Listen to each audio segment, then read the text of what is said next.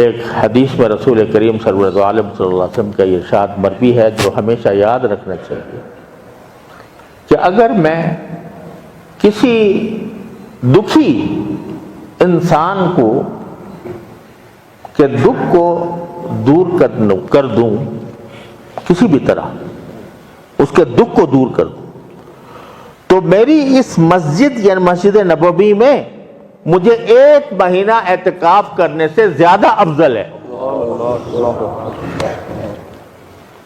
اللہ اکبر، تصور کرو، اعتکاف کس کا؟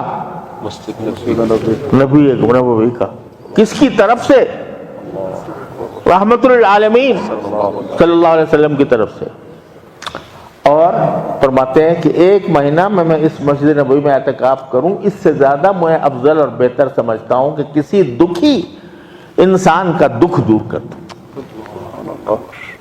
یہ ہے اسلام، یہ ہے السلام علیکم ورحمۃ اللہ وبرکاتہ، کہ بجائے اس کے کہ دوسرے کا دل دکھائیں، دل آزاری کریں، غصہ کریں، اس کے بجائے اس کا دکھ دور کرو۔